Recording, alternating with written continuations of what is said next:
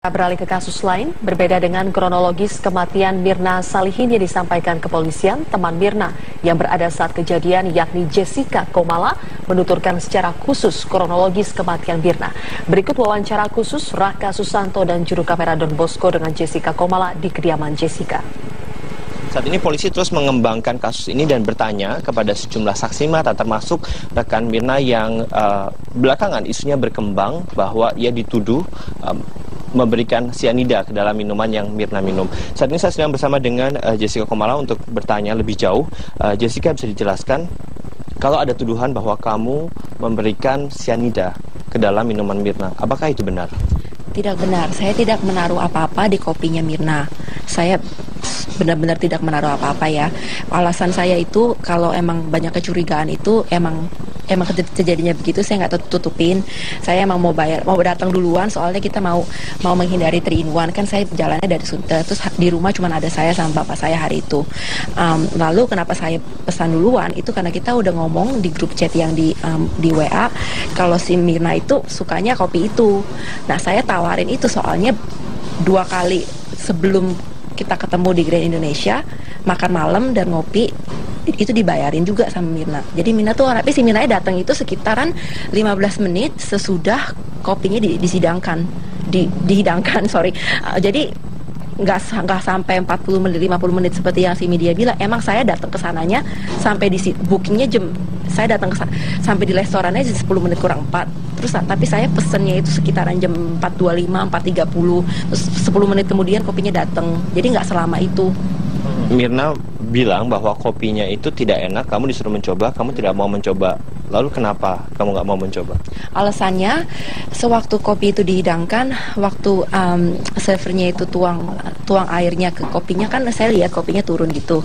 Terus masnya bilang, ini kopinya strong banget, dia bilang begitu. Nah, saya ada masalah lambung, jadi saya takut kalau misalnya minum kopi yang terlalu strong. Nah, terus waktu si Mina suruh saya cobain, kan dia disodorin ke muka saya gini, Kak, suruh cium. Saya cium, emang wanginya itu kayak pahit, wangi pahit, kayak black coffee yang benar-benar kuat banget, dan ada wangi-wangi kayak asem-asemnya gitu. Jadi saya takut, saya nggak mau coba, takutnya nanti kalau saya sakit malamnya jadi nggak enak kan. Jadi ya nggak tahu deh saya bakalan kenapa kalau minum kopi itu. Tapi ada pihak lain kah yang mencoba meminum kopi itu, teman-teman kamu yang lain? Iya, ada. Hani yang datang bersama-sama dengan Mirna, itu duduk di sebelah kanannya Mirna. Waktu habis Mirna itu minum kopinya dia, lalu merasa tidak enak dan bilang ke saya suruh cobain. Habis itu dia langsung menunjuk ke arah sana untuk menyuruh saya mengambil air putih. Nah, waktu saya meminta air putih itu, masnya tanya-tanya pertanyaan seperti, oh mau merek apa, mau ukuran apa gitu kan. Mereka kan dia nggak serve yang benar-benar air putih biasa kan maunya yang botolan, yang mungkin ya sparkling water atau apa gitu. Jadi saya bilang aja udah air putih aja apa aja gitu. Nah, pada saat itu saya tidak melihat kalau si Hani mencoba juga kopinya. Tapi begitu waktu direka ulang, kelihatan tuh, kan saya kan pada waktu kejadian kan nggak lagi di mejanya kan, jadi saya nggak tahu, nggak lihat. Tapi menurut si Hani, dia mencoba juga waktu si Hani nyodorin ke dia. Jadi abis nyodorin saya, nyodorin ke Hani, cobain deh, ini kok kopinya nggak enak gitu kan. Lalu si Haninya ya udah langsung refleks itu diminum sama dia. Jadi belakangan saya baru tahu kalau si Hani itu ternyata juga minum, tapi saya nggak lihat. Jadi saya tanya sama dia, kamu nggak apa-apa? Terus si Haninya bilang, iya gue nggak apa-apa. Dia cuma nangis aja, sedih kan, si Minanya kan itu kan nggak ada. Lalu ada suster yang datang, terus si Haninya dibawa ke ruangan dalam, mungkin diperiksa ulang apa dia benar-benar baik aja atau gimana. Nah, menurut si Hani waktu mereka ulang dibilang katanya dia dikasih obat katanya sama susternya, tapi saya tidak melihat. Pasca penundaan pilkada di Kabupaten Simalungun semakin tidak jelas, apalagi belum ada eksekusi oleh Kejari pasca putusan MA yang memvonis 4 tahun penjara bagi calon wakil bupati Amran Sinaga yang berujung pencoretan dari pilkada. Pasca dicoretnya pasangan calon petahana JR Saragi Amran Sinaga, Simalungun pun masuk dalam 5 wilayah yang menjadi korban penundaan pilkada. JR Saragi Amran Sinaga mengajukan gugatan ke Pengadilan Tinggi Tata Usaha Medan karena tidak terima dicoret dari bursa calon oleh KPU karena terbukti melanggar peraturan Komisi Penyelenggaraan Pemilihan Umum tentang paslon yang terpidana. Menanggapi itu, Ketua Fraksi Partai Nasdem DPRD Simalungun, Benhard Damanik menilai Kejari Simalungun memberikan perlakuan khusus kepada calon wakil bupati Simalungun Amran Sinaga. Seharusnya menurut Damanik berdasarkan peraturan perundang-undangan, semua masyarakat Indonesia sama di muka hukum. Kita menilai saat ini bahwa dengan tidak dieksekusinya Amran Sinaga sebagai terpidana, yang saat ini keberadaannya juga kita sanksikan tidak tahu di mana, bahwa Kejaksaan Negeri Simalungun lah salah satu penyebab kegaduhan politik di Kabupaten Simalungun, di mana dengan tertundanya pilkada pada tanggal 9 Desember yang lalu.